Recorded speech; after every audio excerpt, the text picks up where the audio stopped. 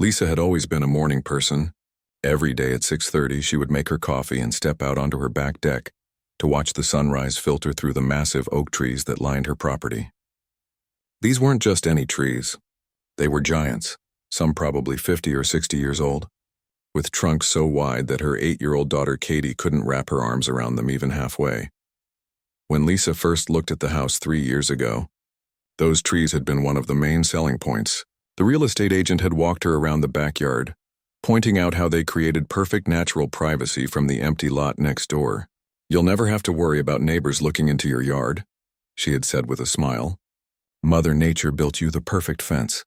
Lisa had fallen in love with the house that day, but she'd fallen even harder for those trees. There was something magical about them, the way their branches created a canopy that kept her yard cool even on the hottest summer days. Birds nested in them every spring, and squirrels treated the branches like their personal highway system. Katie had begged for a treehouse almost from the day they moved in, and Lisa had finally given in last summer, building a small platform in the smallest of the oak trees. The Willowbrook neighborhood where they lived was one of those planned communities that looked like something from a magazine. Every house had the same style mailbox, the same approved paint colors, and the same perfectly manicured front lawns. Lisa didn't mind the rules too much. She understood that keeping everything looking nice helped protect property values. The monthly HOA fees were a bit steep, but the community pool was nice and they maintained all the common areas beautifully. That Tuesday morning in October started like any other. Lisa made her usual cup of coffee, grabbed her phone to check the weather, and stepped outside. The air was crisp, and the leaves were just starting to change colors. She took a deep breath and looked up at her beloved trees, planning to spend a few peaceful minutes before getting Katie ready for school. That's when she saw them. Bright orange signs, maybe 8 inches by 10 inches, were attached to each of her oak trees. The neon color was so jarring against the natural brown bark that it made her stomach lurch. Someone had come onto her property in the middle of the night and put signs on her trees. Lisa set her coffee cup down on the deck railing and walked closer, her heart starting to pound. The signs were made of that corrugated plastic material, the kind used for political campaign signs, and they were zip-tied directly to the tree trunks. In bold black letters they read, "Tree removal scheduled, Willowbrook HOA, contact management for details." She stood there for a moment, reading the words over and over, trying to make sense of what she was seeing. Tree removal? These were her trees on her property. How could the HOA schedule them for removal without even talking to her? Lisa pulled out her phone and took pictures of each sign, her hands shaking slightly. She walked around all 4 oak trees, and each one had the same orange warning attached to it. The plastic ties had been pulled tight, and she could see where they were already starting to dig into the bark. "Mom?" Katie's voice came from the sliding door. "What are those orange things?" Lisa turned around, trying to keep her voice calm. "Just some signs, honey. Go get ready for school, okay? I'll make your breakfast in a few minutes." But Katie was already walking over, her backpack dragging behind her. When she saw the signs up close, her face crumpled. "They're going to cut down our trees? But what about my treehouse?" That question hit Lisa like a punch to the chest. She knelt down and hugged her daughter. "I don't know what's going on yet, sweetheart, but I'm going to find out. Don't worry about your treehouse right now." After getting Katie off to school, Lisa immediately called the HOA management company. The phone rang 4 times before a bored-sounding receptionist answered. "Willowbrook Community Management, this is Jennifer." "Hi, this is Lisa Chen from 42 Maple Court. I need to speak to someone about tree removal signs that appeared on my property overnight. Hold on. Let me transfer you to Dave in maintenance." The hold music was some generic jazz that did nothing to calm Lisa's nerves. After what felt like forever, a man's voice came on the line. "This is Dave. I understand you have questions about tree removal?" "Yes, I have questions," Lisa said, trying to keep her voice level. "Someone put signs on the oak trees in my backyard without my permission. These are my trees on my property. How can the HOA schedule them for removal?" Dave sighed, and Lisa could hear papers shuffling. "Ma'am, those trees are on HOA common property. They're not technically your trees. The board made the decision last week to have them removed due to safety concerns." "Safety concerns? What safety concerns?" "These trees have been here for decades. They're perfectly healthy. According to our arborist, they pose a potential liability risk. The root systems could damage nearby infrastructure, and there's always the risk of branches falling during storms." Lisa felt her anger rising. I want to speak to someone from the board. This is ridiculous. You can't just decide to cut down 50-year-old trees without talking to the homeowners who actually live next to them. I can have someone call you back, but the decision has already been made. The removal is scheduled for next Friday. Next Friday? That's less than 2 weeks away. Ma'am, homeowners received notice about this in the monthly newsletter 3 months ago. All tree removal decisions are made by the board based on professional recommendations. Lisa hung up, her heart racing. 3 months ago, she grabbed the stack of HOA newsletters from her kitchen counter and started flipping through them frantically. She found the August newsletter and scanned every page twice. There it was, buried in a paragraph about ongoing maintenance projects. A single line that mentioned evaluation of mature trees on common property for potential safety issues. That wasn't a notice. That was barely even a mention. Lisa walked back outside and stood in front of her trees again. How could these possibly be HOA property? The property line clearly ran along the fence and the trees were definitely on her side of it. She'd seen the survey when she bought the house. She spent the rest of the morning on the phone trying to reach board members. Most of them didn't answer, and the ones who did referred her back to the management company. By lunchtime, she was frustrated and exhausted, but more determined than ever. That afternoon, Lisa drove to the county courthouse to look up her property records. If the HOA claimed these trees were on common property, she wanted to see the documentation. The clerk in the records office was helpful, pulling up the original plat map for her subdivision and printing copies of her deed and survey. Looking at the paperwork spread out on the table, Lisa felt a mix of relief and confusion. According to her survey, the property line was exactly where she thought it was. The trees were definitely on her side of the line. But there was something else in the documents that caught her attention, a reference to an environmental easement that she'd never noticed before. As she drove home that evening, Lisa's mind was racing. Something wasn't adding up. Either the HOA was completely wrong about the property boundaries, or there was something more complicated going on. She thought about Katie's treehouse, about the birds that nested in those branches every spring, about all the summer afternoons they'd spent in the shade of those magnificent oaks. One way or another, she was going to get to the bottom of this. Those trees had been standing long before the neighborhood was built, and if Lisa had anything to say about it, they'd be standing long after this HOA mess was sorted out. She pulled into her driveway and looked up at the trees, their orange warning signs like wounds against the bark. Whatever it took, she was going to fight for them. The next morning, Lisa woke up with a plan. She wasn't going to let the HOA steamroll her without a fight. After dropping Katie at school, she drove straight to the HOA management office downtown. The building was one of those generic office complexes with beige walls and cheap carpet. But Lisa was determined to get answers. Jennifer, the receptionist from yesterday's phone call, looked up with barely disguised annoyance when Lisa walked in. "Can I help you? I'm Lisa Chen from Maple Court. I need to speak with someone about the tree removal that's scheduled for my property." "I told you yesterday.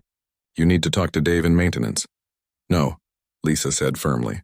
"I need to speak with someone who actually has authority to make decisions. I want to talk to a board member." Jennifer sighed and picked up the phone. After a hushed conversation, she hung up and pointed toward a hallway. "Conference room B, someone will be with you in a few minutes." Lisa waited in the sterile conference room for nearly half an hour before the door finally opened. A woman in her 60s walked in, followed by 2 men who looked like they'd rather be anywhere else. The woman introduced herself as Patricia Wells, the HOA president. "Mrs. Chen, I understand you have concerns about the tree removal project." "Concerns?" Lisa couldn't help but laugh. "That's putting it mildly. You're planning to cut down 4 massive oak trees without even consulting the homeowner who lives right next to them." Patricia sat down across from Lisa and folded her hands on the table. Her expression was the kind of patient but condescending look that teachers give to difficult children. "Mrs. Chen, I think there's been some confusion. These trees aren't on your property. They're located on HOA common area, which means the board has full authority over maintenance decisions." "I have my property survey right here," Lisa said, pulling out the papers she'd gotten from the courthouse.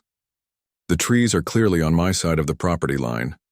One of the men, who had introduced himself as the board treasurer, leaned forward to look at the papers. After a moment, he whispered something to Patricia, who frowned. Well, regardless of the exact property line, Patricia said, dismissing Lisa's documentation with a wave of her hand. These trees pose a significant liability to our community. We've had them evaluated by a certified arborist and his recommendation is removal. What liability? Lisa asked. These trees are perfectly healthy. They've been here for decades without causing any problems. The second man, who had been silent until now, finally spoke up. Root damage to the sidewalks on Maple Street. The insurance company flagged it as a potential issue during their annual inspection. Lisa knew exactly which sidewalk cracks he was talking about. There were a few small ones near the corner, but they were at least 50 feet away from her trees. Those cracks have been there since I moved in 3 years ago. They're not getting worse, and they're nowhere near these trees. The roots of large oak trees can extend much further than you might think, Patricia said. Our arborist explained that they can cause damage underground long before you see evidence above ground. Then let me talk to this arborist, Lisa said. I want to hear his recommendations directly. Patricia and the treasurer exchanged glances. Mr. Rodriguez isn't available today, but I can assure you he's very qualified. He has over 20 years of experience, I'm sure he does. But I'd like to get a second opinion before you cut down trees that are older than most of the houses in this neighborhood. The room fell quiet for a moment. Patricia's patience was clearly wearing thin. Mrs. Chen, I appreciate your attachment to these trees, but emotional responses can't override safety concerns and professional recommendations. The decision has been made. Emotional responses. Lisa felt her anger flaring. These aren't just decorations. They provide shade for my house, they're home to wildlife, and my daughter has a treehouse in one of them. This isn't about emotions.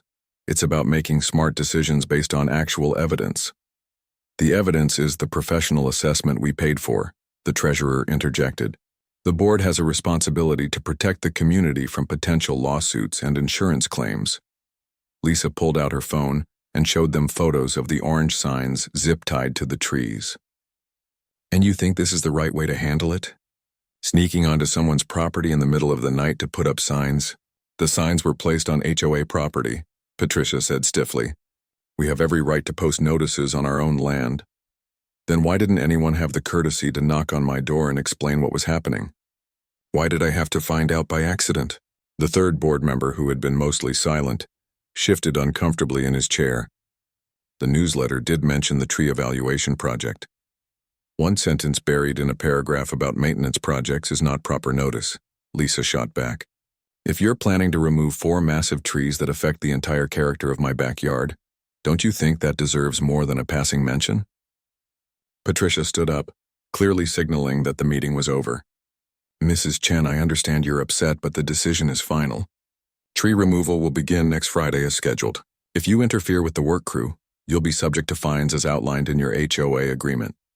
Lisa gathered her papers, her hands shaking with frustration. This isn't over. I'm going to look into every aspect of this decision, and if I find out you don't have the authority to remove these trees, there are going to be consequences.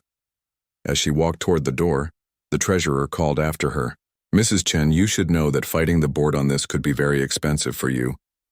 Legal fees, potential fines, it adds up quickly. Lisa turned around slowly. Are you threatening me? Not at all, Patricia said smoothly. Just making sure you understand all the implications of your choices. Lisa left the office feeling more frustrated than when she'd arrived, but also more convinced that something wasn't right. The board members had been evasive, condescending, and quick to shut down any discussion. The threat about legal fees felt like bullying, and the whole meeting had left her with more questions than answers. She sat in her car in the parking lot for a few minutes, trying to collect her thoughts. The arborist they'd mentioned, Rodriguez, that name sounded familiar. She pulled out her phone and did a quick search. There he was, Miguel Rodriguez, certified arborist with a business address about 20 minutes away. Instead of going home, Lisa drove straight to Rodriguez's office. It was a small building attached to a plant nursery, with trucks and tree equipment parked outside. A receptionist directed her to a cluttered office in the back, where she found Rodriguez reviewing some paperwork. He looked up when she knocked on the doorframe. Can I help you? I'm Lisa Chen from Willowbrook. I understand you did an assessment of some oak trees on Maple Court? Rodriguez's expression immediately became guarded. You'll need to talk to the HOA about that. I can't discuss my reports with individual homeowners. I'm not asking you to break any confidentiality, Lisa said. I just want to understand the process. What kind of factors do you consider when recommending tree removal? He gestured for her to sit down, seeming to relax slightly. Well, generally we look at the overall health of the tree, any signs of disease or pest damage, structural integrity, and potential risks to nearby structures or pedestrian areas. And in your professional opinion, would you remove healthy trees as a preventive measure, even if they weren't showing any current signs of problems? Rodriguez frowned. That would depend on a lot of factors. Every situation is different. He paused, studying Lisa's face. Are we talking about those oak trees behind your house? Yes, 4 mature oaks that have been there for probably 50 or 60 years. He was quiet for a long moment, then stood up and walked to his filing cabinet. He pulled out a folder and flipped through some papers. Mrs. Chen, I think you should know that I actually recommended against removing those trees. Lisa felt her heart skip. What? My report clearly stated that while the trees are mature and should be monitored regularly, they show no signs of disease, structural weakness, or immediate risk. I suggested routine maintenance, maybe some selective pruning, but definitely not removal. Then why is the HOA saying you recommended removal? Rodriguez shook his head. I have no idea. My report was very clear. Those are beautiful, healthy trees. Removing them would be a shame and completely unnecessary from an arboricultural standpoint. Lisa felt a mix of vindication and fury. Would you be willing to put that in writing? I already did. It's all in my original report to the HOA. He looked confused. Didn't they share the full report with homeowners? All they told us was that you recommended removal due to safety concerns. Rodriguez's face darkened. That's not what I said at all. In fact, I specifically noted that these trees provide significant environmental benefits and should be preserved, if at all possible. Lisa left the arborist's office with a copy of his full report and a fire in her belly. The HOA board had lied to her face. They'd misrepresented professional advice to justify a decision that apparently had nothing to do with tree safety. As she drove home, Lisa's mind was racing. If the board was willing to lie about the arborist's report, what else were they hiding? And more importantly, if these trees weren't actually dangerous, why were they so determined to cut them down? She thought about Patricia's condescending attitude, the treasurer's veiled threats, and their complete dismissal of her property survey. Something bigger was going on here, and Lisa was going to figure out what it was. When she got home, she stood in her backyard looking up at the 4 oak trees, their orange warning signs bright against the afternoon sky. Tomorrow she would start digging deeper. Tonight she was going to call every homeowner in the neighborhood and make sure they knew what their HOA board was really up to. Lisa spent that evening on the phone with her neighbors, and what she discovered made her blood boil. Half of them had no idea the trees were scheduled for removal, despite the HOA's claim that everyone had been properly notified. The other half had assumed the board knew what they were doing and hadn't questioned the decision. Her neighbor directly across the street, an elderly retired teacher named Mrs. Cooper, was especially upset. Those trees are part of what makes this neighborhood beautiful, she said. I moved here specifically because I loved all the mature landscaping. If they start cutting down healthy trees, what's next? By the time Lisa got off the phone with the 7th neighbor, she had a list of residents who wanted to attend the next board meeting to voice their concerns. But the next scheduled meeting wasn't for 3 weeks, well after the trees were supposed to be cut down. The next morning, Lisa decided to do something she'd never done before, dig into the legal side of things. She took a personal day from work and drove back to the county courthouse, this time with a specific mission. She needed to understand exactly what land the HOA actually owned, and what authority they really had. The records clerk, a middle-aged woman named Beth, seemed happy to help someone who was genuinely interested in property law. Most people just want copies of their deed and leave, she said with a smile. What are you looking for specifically? I need to understand the original development agreement for my subdivision and any easements or restrictions that might affect tree removal. Beth led her to a computer terminal and showed her how to search through the digital archives. Your subdivision was developed in the late 1980s, so most of the original documents should be digitized by now. Lisa spent the next 2 hours reading through legal documents that made her head spin. Property plats, development agreements, environmental impact studies, and pages of legal language that seemed designed to confuse anyone who wasn't a lawyer. But gradually, a picture began to emerge that made her heart race. The original development plan for Willowbrook had included something called a riparian buffer zone along the back edge of several properties, including hers.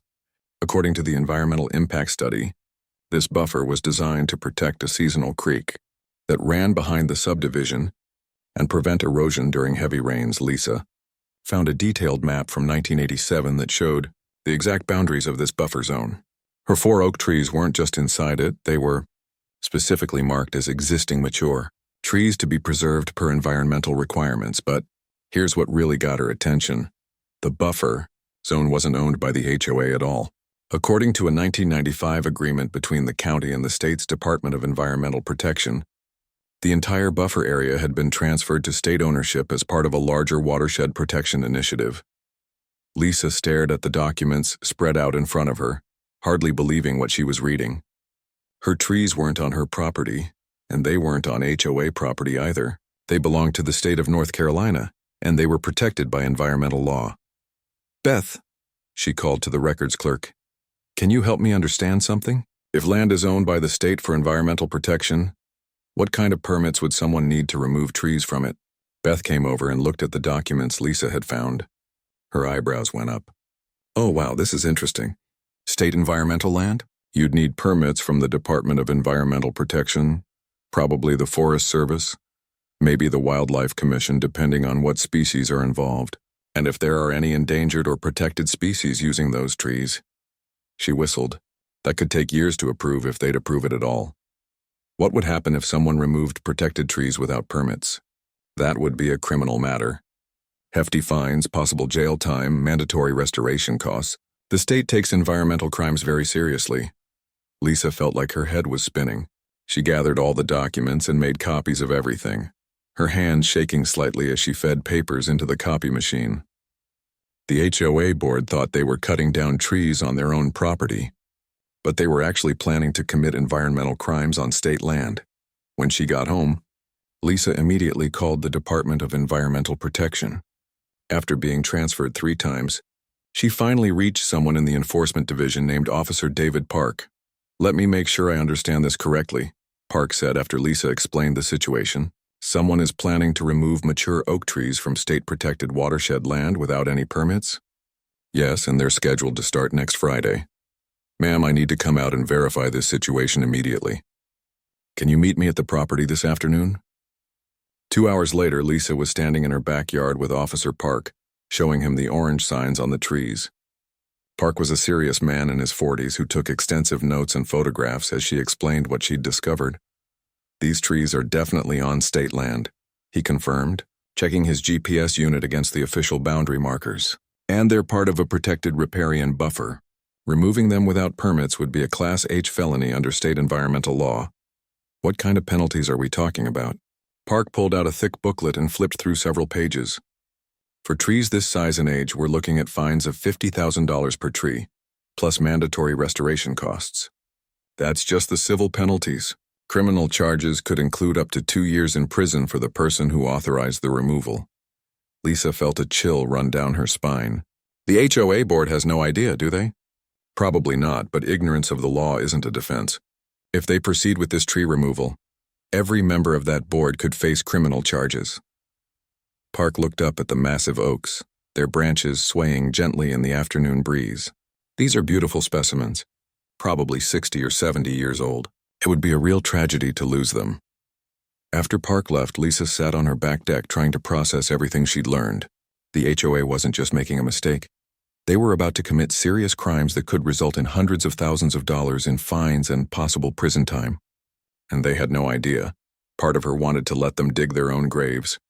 After the way Patricia and the board had treated her, after their lies and threats and condescending attitudes, it would serve them right. But Lisa wasn't that kind of person.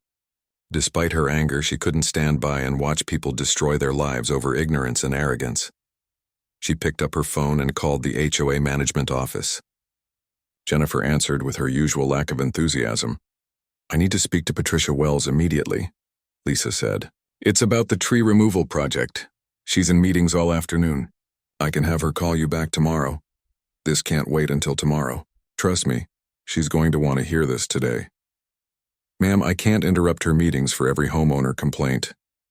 Lisa took a deep breath. Tell her that Lisa Chen called about the trees on Maple Court, and that if she doesn't call me back within 1 hour, she's going to be reading about this situation in the newspaper tomorrow morning. 45 minutes later, Patricia Wells called back, and her tone was much less condescending than it had been in the conference room. Mrs. Chen, Jennifer said you had something urgent to discuss about the tree project. Patricia, I need you to listen to me very carefully. You need to cancel the tree removal immediately. We've already been through this. The decision is final. Those trees are on state property, Patricia. They're protected by environmental law, and removing them without permits is a felony.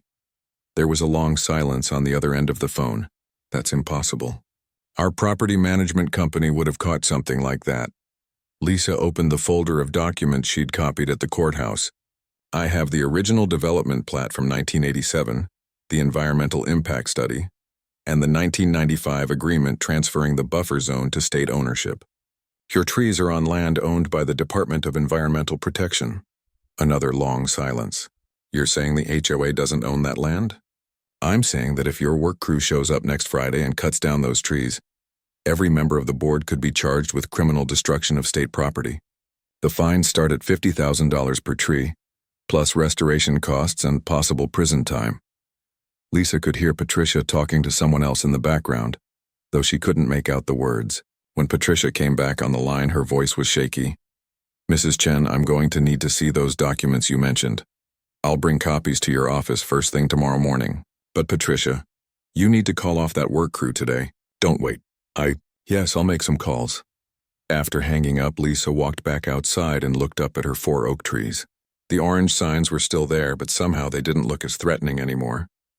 Officer Park had assured her that the state would be placing official markers around the protected area within the next few days, making it clear to everyone that this land was off limits.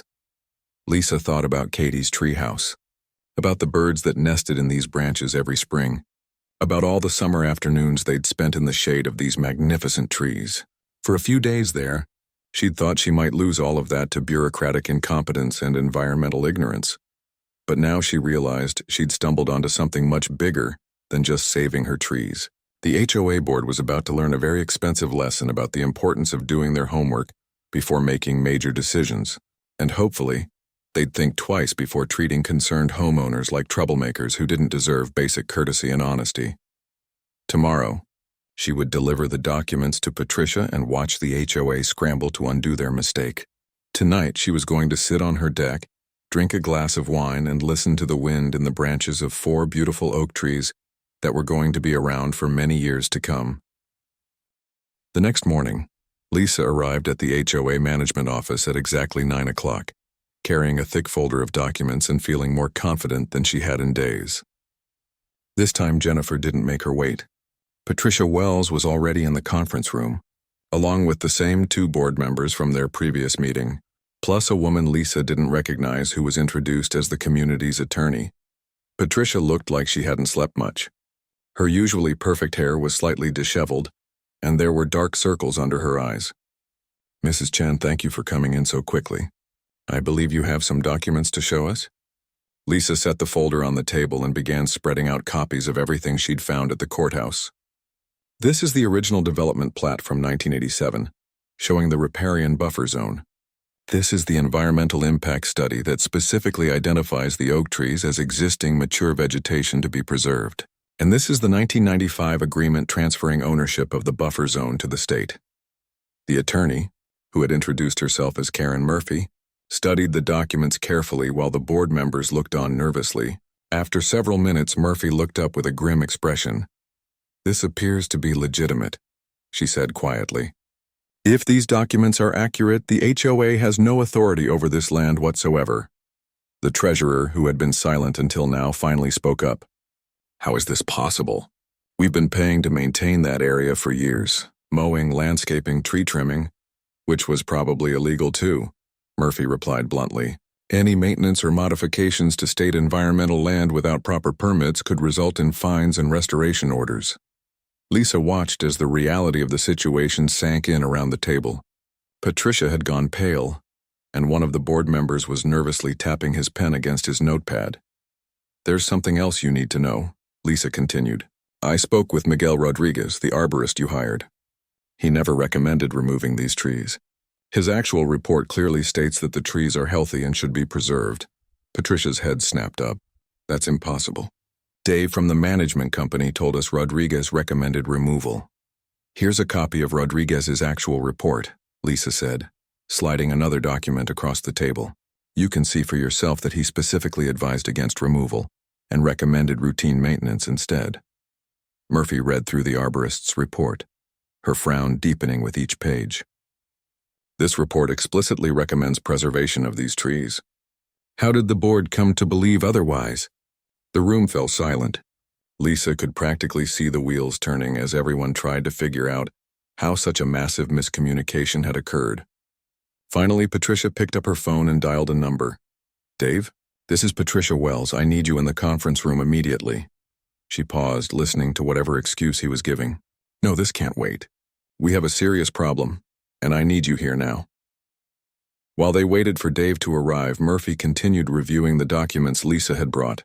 "Mrs. Chen, how did you discover all this information? This is pretty complex research for a homeowner. I spent a day at the courthouse going through property records. Once I found the original development agreement, everything else started falling into place." Lisa paused, then decided to be completely honest. "I was angry about the way the board dismissed my concerns, and I wanted to make sure they actually had the authority to do what they were claiming." "Well, your research probably saved the HOA from a financial and legal disaster," Murphy said. "The penalties for removing protected trees from state land would have been catastrophic." Dave from the management company arrived looking flustered and slightly defensive. He was a thin man in his 50s who immediately started talking before anyone could ask him a question. "Look, if this is about the tree project, I can explain everything. The insurance company flagged potential liability issues, and I thought the best approach was—" "Dave," Patricia interrupted sharply. "Did Miguel Rodriguez recommend removing the oak trees on Maple Court?" Dave shifted uncomfortably. "Well, not exactly recommend. But he did mention that large trees can pose risks, and with the insurance concerns, I thought it would be prudent to—" "That's not what I asked," Patricia said, her voice getting harder. "Did he specifically recommend removal, yes or no?" "No, but—" "And did you verify the property ownership before scheduling this removal?" Dave's face was turning red. "The property management software shows that area as HOA common space. It's been listed that way since we took over the account." Murphy leaned forward. "When did your company take over management of this community?" "About 2 years ago." "And did you do any independent verification of property boundaries when you took over?" Dave was quiet for a moment. "We relied on the existing records from the previous management company." Lisa watched this exchange with fascination. It was becoming clear that the tree removal project had been based on assumptions, incomplete information, and a management company that hadn't done its due diligence when they took over the account. Murphy turned to the board members. "I strongly recommend that you immediately cancel the tree removal and conduct a comprehensive audit of all property records. If there are other errors in your boundary information, you could be facing additional liability issues." Patricia looked like she wanted to crawl under the table.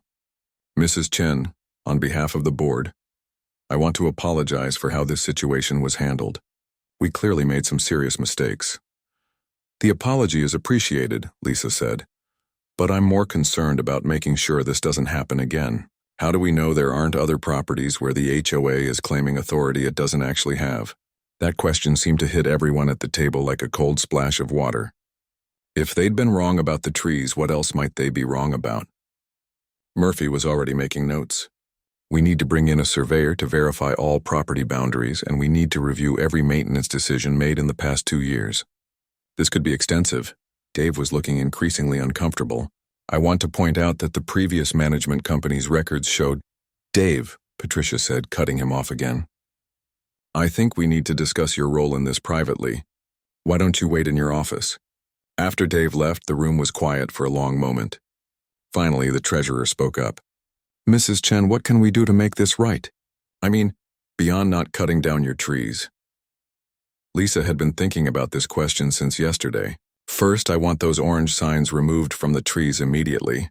Second, I want a written apology sent to every homeowner in the community, explaining what happened and assuring them that proper procedures will be followed in the future. And third, I want the board to establish a policy requiring homeowner notification and input before any major decisions affecting their properties.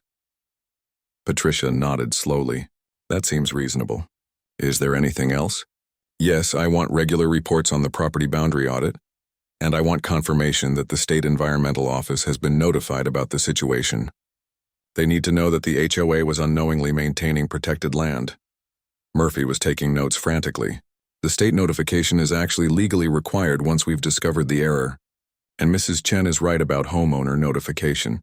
The current policy is clearly insufficient. As Lisa gathered her documents to leave, Patricia stood up. Mrs. Chen, I hope you'll consider running for the board in the next election. We could use someone with your research skills and attention to detail. Lisa almost laughed. A week ago, she'd never paid much attention to HOA politics. Now she was being invited to join the very board that had tried to cut down her trees. I'll think about it, she said diplomatically. Walking out of the building, Lisa felt a mix of satisfaction and exhaustion. She'd won this battle, but it had taken more time and energy than she'd ever expected.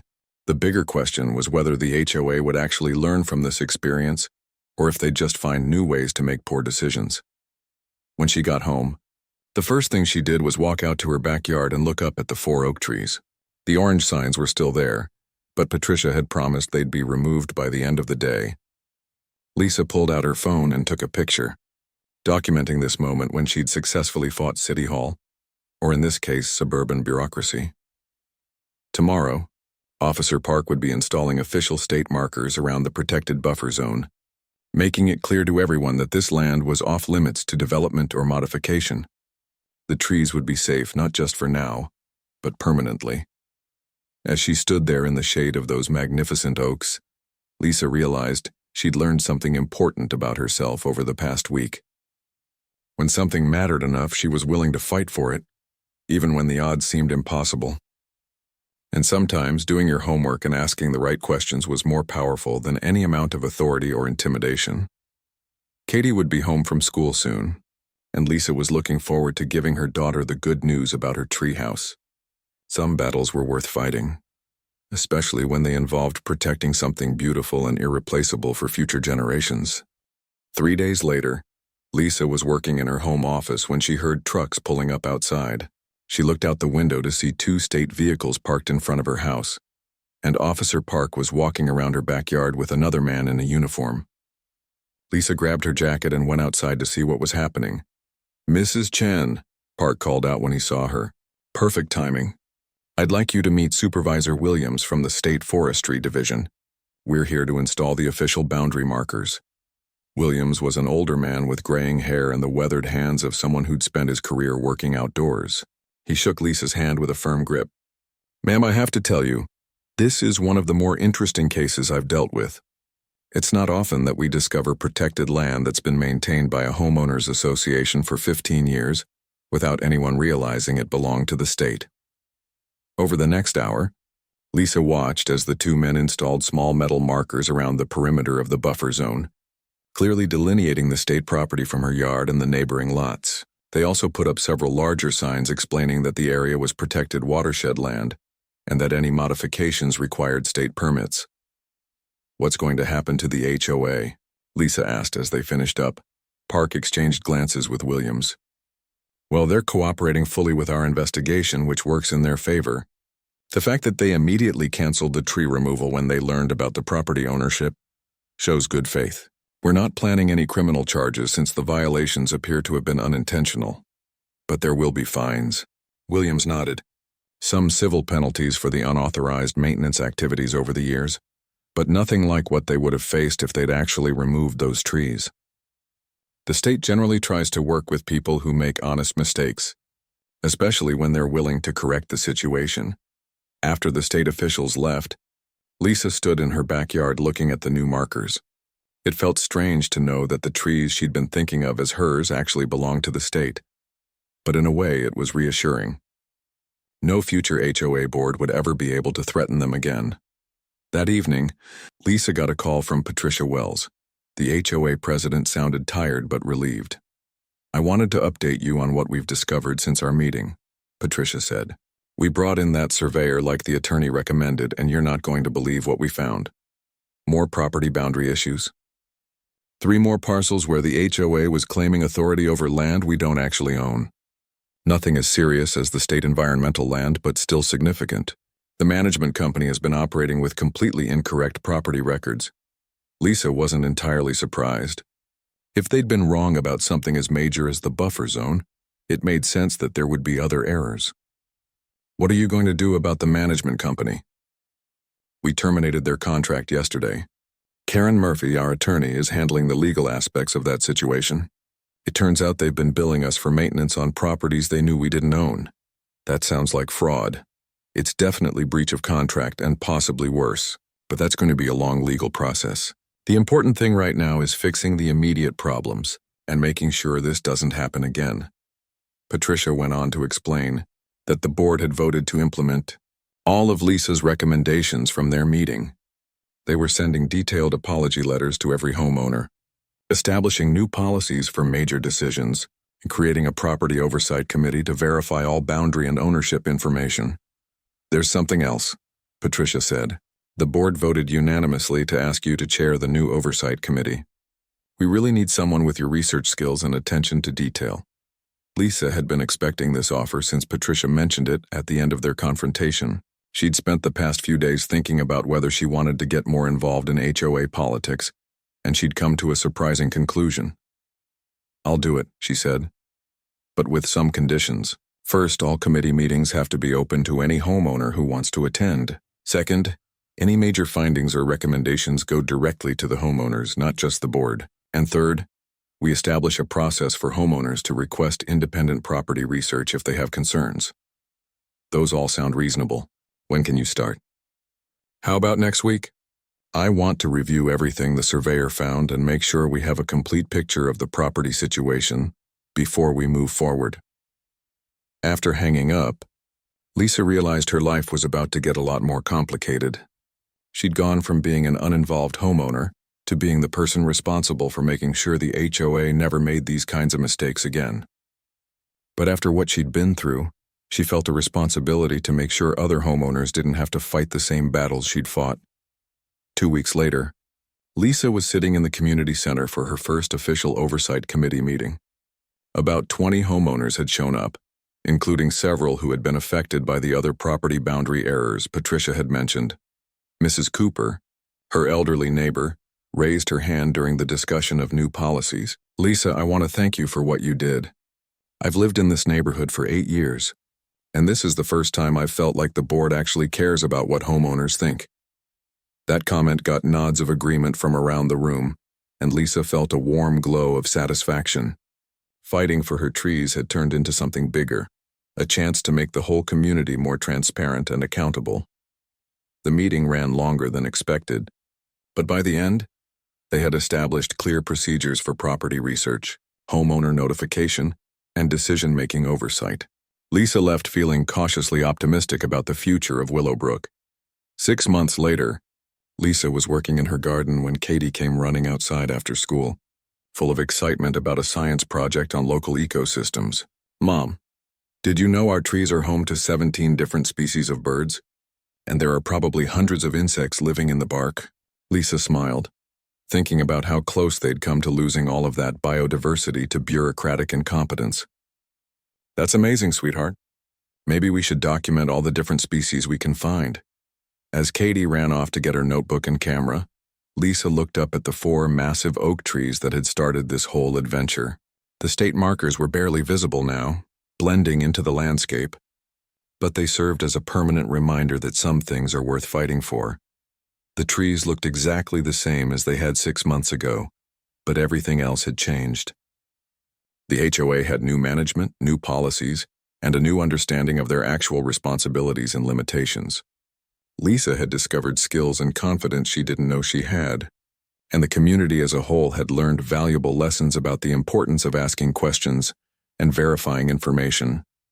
Most importantly, Katie's treehouse was still there, nestled safely in the branches of a tree that would be protected by state law for generations to come. Sometimes the best victories are the ones that preserve something beautiful and irreplaceable, rather than creating something new. That evening, as Lisa sat on her deck with a glass of wine, listening to the sound of wind in the oak leaves, she reflected on how one small act of bureaucratic arrogance had led to such significant changes. The HOA board members who had dismissed her concerns and threatened her with legal action were long gone, replaced by people who understood that their job was to serve the community, not rule it. Lisa had learned that sometimes the most important battles are fought not with protests or petitions, but with patience, research, and a willingness to ask uncomfortable questions. And sometimes, if you're lucky and persistent enough, you can save something precious while making the whole world a little bit more accountable and honest. The orange warning signs were long gone, but their memory served as a reminder that vigilance and civic engagement were the price of protecting the things that really mattered. As the sun set behind the oak trees, Lisa made a mental note to check on the state environmental monitoring program that Officer Park had mentioned. After all, someone needed to make sure these trees stayed healthy and protected for the next 60 years. Some responsibilities, once accepted, last a lifetime. And Lisa was perfectly okay with that.